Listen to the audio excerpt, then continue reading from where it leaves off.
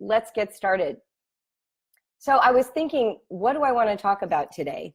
And I realized that I'm at that point in the homeschool year where I get a lot of phone calls, a lot of emails, people posting online, and it's sort of that moment where you're past the initial rush of brand new books. You know, you've cracked the spines. There are programs that are working great, others that you're like, why did I spend any money on this? Or even programs that you're glad you purchased, but you haven't implemented them yet. You know, you're intimidated. You've already got a lot going on and you have to sit down and actually read the long directions. And you just don't want to. And the directions aren't interesting. And maybe they're even a little bit confusing. That's totally what happens by the time you hit November. You're sort of sifting through your vision of what the homeschool year would look like for you. And I get that. So what I want to do this morning is talk about that experience a little bit, and then also the broader community of homeschool and what it can be for each other. Before I go on, the last thing I forgot to mention is yay for today's podcast. Oh my gosh, I linked it in the discussion at the top, the description. Rita Savasco, one of my total good homeschooling friends and also colleagues in this project of writing and reading with kids. She's on the podcast. We talked forever, but it was such a good conversation. I'm telling you, don't miss it. You know, we do a different one every week, but Rita is special. She is making such a profound contribution to this project of home education. She will help you so much. So please listen today and then go see her at Rooted in Language. She's got great webinars, helps with all the special needs your kids have, and helps you as a homeschooling parent because she was one too and understands. She's not one of those special ed teachers at the local school who doesn't get it. She gets it. All right, super. So I just want to mention that. So let's get back now. The heart of homeschooling. What is my heart for homeschooling? So the first thing I want to talk about is that feeling where you've purchased all this stuff, you're listening to your friends tell you, oh, they got this math program and it's so much better than the one that you have. Or you've started down the path to this brand new philosophy. Like, let's say you're really into classical conversations, or you're just learning about classical education for the first time. Or maybe you're the kind of person who just took off all the shackles and you're like, that's it, we're unschooling. I can't figure out how to organize, plan. And people say, if you just leave your kids alone, they'll learn all they need. I'm going to try that. Which I'm not saying that's what unschooling is, but that's what it feels like when you're first attracted to it, right? The first thing that I wish for the homeschooling movement is freedom. Freedom.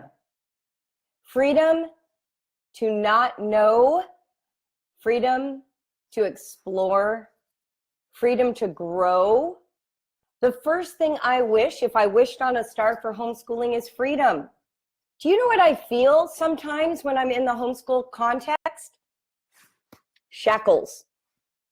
Oh, I said I was a classical educator. Now I've got to only live up to all the things they say. I can't read twaddle. We can't read Captain Underpants if I'm a classical educator because we've got to read, you know, Antigone. Like, there is this unwitting need to lock down our homeschool experience under some rules, some system that somebody else set up for us.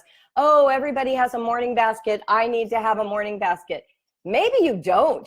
Maybe you're the kind of person who sleeps in till 11 every day and homeschool doesn't really get off the ground till after you've had a good lunch. You get to decide. Freedom. If I had one gift I could give every home educator, it's the freedom to simply be the homeschooler you are, to grow, to learn, to revise, to put a whole bunch of ideas together and see if they fit, to disrespect a home educator who bullies you, to say no when you're in a group and they make you feel bad for a choice you've made. I want you to feel freedom first and foremost. One of the reasons that you signed up to homeschool was so that you didn't have to fit into the constraints of the local school system.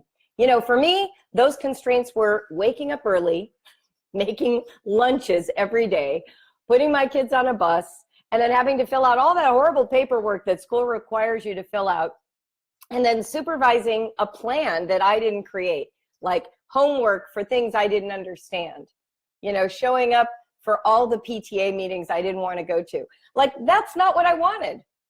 So I liberated myself and I home educated. And then I got into the world of homeschooling, and suddenly there's like a whole new set of shackles. People saying you had to have a schedule. Maybe you should get up at 9 and make sure kids start with chores. Make sure that your kids are learning all the classics before you let them read anything modern. There are people who are telling me you shouldn't do any of that. Just let your kids do whatever they want. That's what will lead to the best education. And I felt bullied by homeschool philosophies, every bit as pushy as the local school district. I don't know about you, but when I envisioned my homeschool experience, before I got going, I didn't know that there would be these controllers out there telling me what it should feel like, look like, be like, what the content should be. So what's my number one wish on a star for homeschooling? Freedom. People resisting the temptation to define what homeschool should be for another person. Freedom. Freedom to change, grow, and learn. That's number one. The second wish that I would throw on that star in this project of what I wish homeschooling would be as a culture for everyone: diversity. Diversity. Diversity of community, diversity of thought, diversity of belief. Now, sometimes that word diversity in some communities even looks like a threat. Like that word is even suspicious. But you know what? You already live in a diverse community. You know who they are? Your children. Your children. They represent viewpoints that are not yours. They represent personalities that are not yours. They represent interests that don't align with yours. It's over. If you got married and had kids, you're already in diversity. And the harder you try to force everybody to be the same person, the worse your life gets. It's not possible to live in a family of 4, 8, 10, and expect everyone to behave the same way, to agree that this is the best plan for our day, that this material works universally. Impossible. You already live in diversity. And all your attempts to get your kids to think the way you do, to hold your beliefs, to behave according to the schedule, to agree that this is the best math program, just lead you back to the shackles. They rob you of your freedom. Freedom comes when we embrace the reality that my point of view isn't the only valid point of view. That's when freedom comes. It doesn't come when we try really hard to get everybody to agree with us. It comes when we own what's ours and we put it into the collective pot of ideas to consider. And that starts at home. That starts with embracing the radical notion that each member of your family is a fundamentally unique human being that you don't have control over, but that you have the privilege of getting to know. You have the privilege of being a part of their unfolding, their becoming. Well, if that's true in your home, why can't it be true in the larger homeschool culture? Why can't we make space for everyone to throw their ideas into the pot? Why can't we learn? If you're an unschooler, why can't you learn from the person who uses a textbook? Whatever she has to contribute to this notion of education, and vice versa. Why can't we? Why isn't it important outside of our families to be as tolerant as we are of our own children? We want to create space for multiplicity, for a variety of perspectives. One of the things I love about academic life, working at a university, I teach at Xavier occasionally. I didn't this year, but I teach there, and I get to hang out with professors, my colleagues, and we meet and we have meetings to discuss, our standards for what freshman education would look like. And so we all talk. And here's what I love about those meetings. There's no right way. They don't say to you, well, your class should cover these books, have this many essays, should achieve this perspective by the end of the semester. No, what they're interested in is, well, what worked in your classroom that I might try in mine? So I remember we had this one conversation where the professors were frustrated that their students were poor at writing. And because we were not teaching writing, we were teaching a different subject, they wanted help with how to teach writing. And I said, well, one of the things I do in my class is I always start with a free writing project. I fold up sheets of paper in, like white sheets of paper with no lines. And I have them do free writings in these quadrants on the very first day of class in pencil, so that they know right away I'm interested in their original thoughts. And several of those professors adopted that practice. I thought that was awesome. Then they came back and they gave some of their perspective on how to meet with students and create a better understanding of the standards of what writing should look like in college. Well, I hadn't taught in a college environment before. I was used to online teaching in the homeschool co-op. I took their ideas and I adopted them. Now, this might sound very easy to you, like, well, those aren't very controversial, those two ideas. Yes, they are. These are academics. These are people published in journals. To say, start your class with a free write on a piece of white paper sounds very babyish when we're talking about incoming freshmen. But you know what I love about academics? Fundamentally, they are students. And no idea gets thrown out until they've tested it. They are researchers. They don't treat ideas like something to get rid of before you've even tried it. They treat ideas like a test for research. And that's what I wish we would do with homeschooling. I wish if somebody said in your co-op next week while you're sitting around the round table eating lunch, and someone said, I found this really effective in my family. We always do read aloud in my bed before we get up in the morning. That just sounds really cozy and it's really been working. And if you're that parent who's like, no, everybody needs to get up, get dressed, do their chore, and then meet downstairs, but everyone's been grumpy for 2 weeks, what would happen if you just tried the suggestion? It doesn't have to mean anything about you. It's just research. You're just going to test this idea and see how it fits with your family.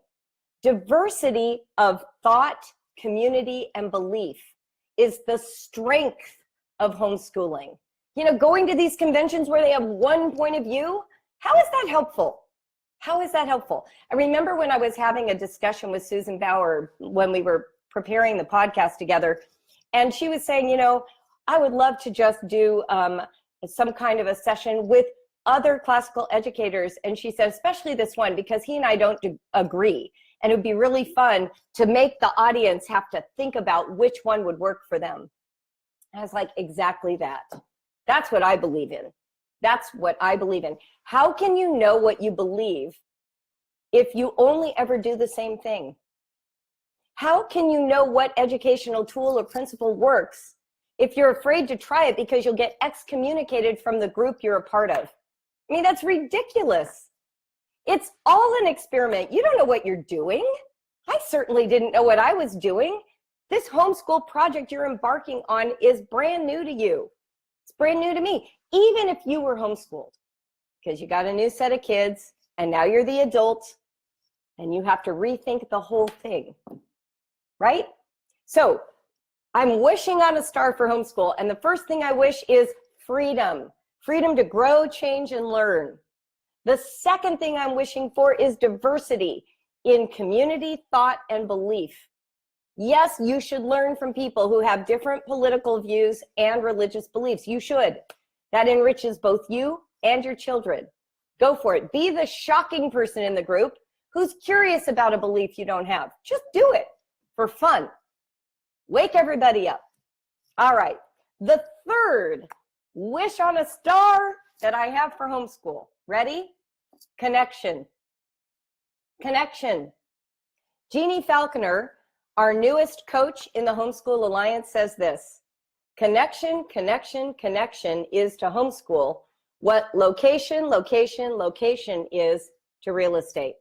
What a brilliant summary of what homeschool is all about. It's all about the child. I mean, you gotta have each other's goodwill and trust, or this project falls flat. And the only way you get there is if you know the heart and mind of the child in front of you. You can't get there by telling them who they should be. You can only get there by relating to who they are. And we spend so much time telling our kids who they should be. Let's spend more time finding out who they are. That's what promotes connection. Don't you want to be known for who you are, not who you should be in the mind of that person that matters to you, whether it's your spouse or your mother? It's so funny. All of us are adults, and we have parents who are older than us, 20, 30 years older. And we go home at Thanksgiving, and we still want that parent to be respectful of our choices and to see us for who we are. We never outgrow it. We never outgrow it. Can you take a little of that energy and turn it towards your child and realize you have the chance to provide that to your kids right now? They don't have to go through their whole lives into adulthood worried that you're going to approve of them, hopefully someday in the distant future. The biggest gift my mother has ever given me is that she really sees me for who I am. I will never forget, and I'm sure some of you have gone through this, I will never forget one year when I was preparing Thanksgiving dinner, and we had like 11 people coming, people from out of town, from California, from Kentucky, on top of our family of 7. And so I had made this really long table, you know, the kind you do for Thanksgiving, and your mix and match plates, and we had prepared all the food. And you know, it's hard to host that many people, and I had a small kitchen at the time. I hadn't remodeled in any way, so everything was crowded.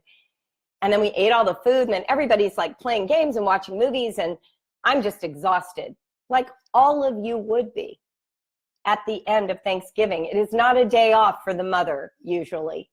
And people are watching football, and I'm washing dishes, and you know, it's just one of those days. And I was walking in the hall, and my mom came from the other way, and she ran into me, and she grabs me by the arms, and she says, "I see you. I see what you've done today. I've seen every plate you've prepared. I've seen every person you've cared for. You've done an awesome job." And I burst into tears because I realized no one says that on Thanksgiving. They just eat the food. They look happy, and that's reward, right? That's reward in itself. But to actually have someone see you, well, she could see me because she had done it for 30 years. She knew. We have the chance to connect to our children. We can do that for them now. I see you. I see you struggling to write. You hate writing. I see you. I remember when I struggled. I see you not wanting to get out of bed. I hate getting out of bed. Come here, let's snuggle in bed for a few more minutes. Connection, connection, connection. That's principle number 3. And guess what? The second way we connect in homeschool is we connect subject to interest. Subject to interest. We're not just talking about getting through, getting done, finishing the checklist. We're talking about enlivening somebody's curiosity. And you cannot get there if your goal is to get through. Because here's the problem. You have to waste a lot of time to develop interest. I was thinking about this last night while I was watching the baseball playoffs. So all of you know, if you're not new to Brave Writer or me, you know I'm a huge sports fan, like a guy level sports fan person, right? I grew up with a dad who was a sports fan, and so that's what we did. We watched golf, we watched basketball, we watched football, and we watched some baseball. But the very first game he took me to was a Dodger game in LA, and the ending score was 1-0. Now for a kid, I was like 10 or 11, that is like the worst game to ever be taken to, because all I wanted to see was home runs. I wasn't interested in a pitching duel. I didn't know the difference between a changeup and a slider. I didn't care about the pitchers. I just wanted to see people running the bases. So if we stopped there, if we just said, well, baseball's a wash, Julie will never like it. That's how we treat math half the time. We're like, well, you know, we introduced times tables. She hated it. She must not like math. No, it takes patience, multiple exposures, opportunities for connection, and we have to keep seeking them. One of the ways that my dad helped me fall in love with sports is he always shared his snacks with me. We would sit on the couch and he'd have grapes or cut up oranges. And still, actually, when I open an orange, I smell golf. Like for me, an orange and golf are the same thing, because we would sit there and he'd peel an orange and we'd share it while we watch golf. Connection is about repeated exposures, opportunities for bonding, slowly learning enough to appreciate it. And we can't expect interest right out of the gate every single time. So we've got to create context for repeated exposures so that our kids will be willing to invest a little more time next time. So yeah, taking me to a baseball game was a great idea, because just watching it on TV was even worse, right? And then playoff baseball, so much better than just the early season of April or May where nobody cares yet, right? And I've had to watch a lot of games to start to understand why a pitching duel is interesting. And I have to have somebody narrating it to me, whether it's the announcer or my dad or an avid baseball fan, because I don't know what I'm seeing. But we expect our kids to show interest without connection. We expect them to produce good work when they're checked out. It takes patience, takes connection. We want our kids to connect, not only to us, but to the subject. And it takes repeated exposures and provoking that curiosity, and it's going to happen over time. It might take years. So can you offer support and compassion on that journey? Yeah, I think you can. I think you can. Give them the eyes that see them in the struggle. I know this subject still seems opaque to you. I'm still trying to figure out how to make math more interesting. You know, so let's just put in a little time today. I'm still working on it. Oh, I got this book. Can we try this now and see how that feels? Be honest. Be honest. Why do we get so official? We act like we're not related to our children. You know, well, you have to do math. The state says so. Really? Is that your highest purpose for math? Connect. Tell the truth. I don't really understand why you have to know math the way they say you do, but I'm too afraid to let go of the side of the pool and just trust that it'll all be okay. So we're still going to work on it, and I'm still working on making it interesting. Tell the freaking truth. All right. Number 4, the last wish on a star. So I'm going to review for those of you who missed the beginning. The first wish on a star is freedom to grow, change, and learn in the homeschooling moment while you're doing it, as you go. You don't have to know it all up front. You don't have to align with one particular viewpoint. You have freedom to keep trying things out, testing them, doing your own research. Number 2, diversity of community. And it starts with the people in your house. They're already different than you.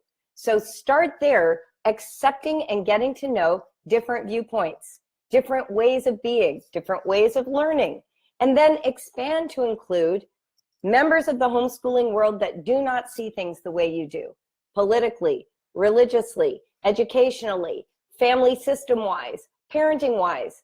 Give some space for people in your life to not be like you so you can grow and develop.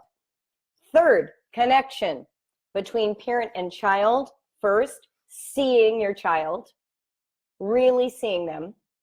And then second, connecting subject and interest, creating space and patience for that to grow over time. It doesn't happen overnight for every subject.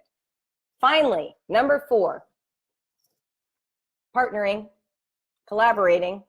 I wish on a star for homeschooling that we would all feel like we are members of the same project. We're not in warring factions. We're not focused on one version versus another, but that we partner to represent homeschooling in the best light we can, the truest light. I'm not saying we should lie about it, but let's stand up for each other. Let's help each other be effective. Let's represent homeschooling by being on each other's teams. You know, not one group that has it all right and the other group has it all wrong. Or I can't be in this group because the way they talk about X doesn't match what I need. We can build our little Facebook communities. You need it. You need like-minded people to just tell the truth to. I'm in a political Facebook group that's secret, so I can say whatever I want and not worry about the ramifications. You need those. Go create them. But also recognize you are a part of a wider community. And let's partner together to support the best interests of home education. That's what I'm about. That's what I'm about. And I hope it's what you're about. It's what the movement needs. It needs all of us, not just a few of us. And we should not be fighting with each other. And we should not support organizations and structures that are deliberately cruel. One thing that I want to share with you that I think is really helpful. When we are looking at the landscape of family life, marriage, something like a homeschool movement, a political brand, whatever it is, I don't think we put our trust into a group or a relationship where there is abusive behavior. So if you're in a community where the leader is preaching kindness but is unkind, disconnect. That's not helpful to you. If you are in a dynamic in your co-op where you're walking on eggshells, you have to pretend to be a part of who you are to participate, not good for you, not good for your kids. Take it seriously that collaboration requires the spirit of collaboration on both sides. It is not just up to you to conform to get along. Now, you can include the diversity of their perspectives still in your overarching consideration for home education. But I'm talking about protecting the vulnerable person that you are on the inside, the insecure person, we all are, that is trying to figure out life, marriage, parenting, home education, political and religious views.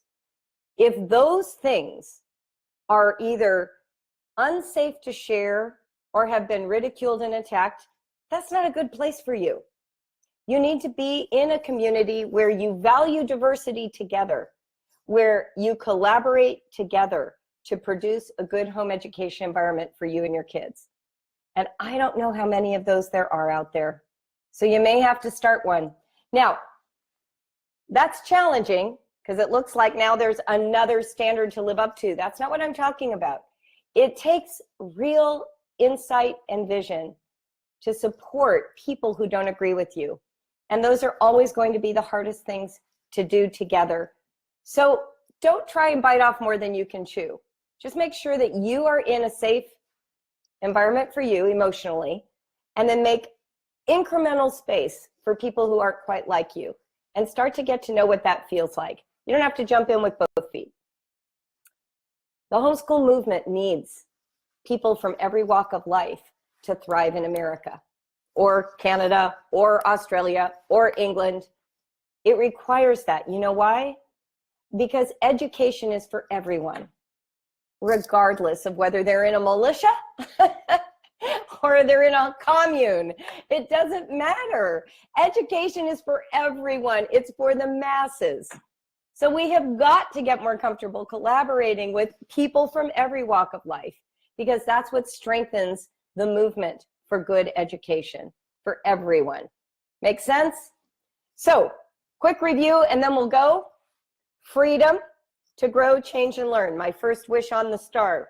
Diversity of community, thought, and belief. Second wish on a star. Connection, parent to child, subject to interest.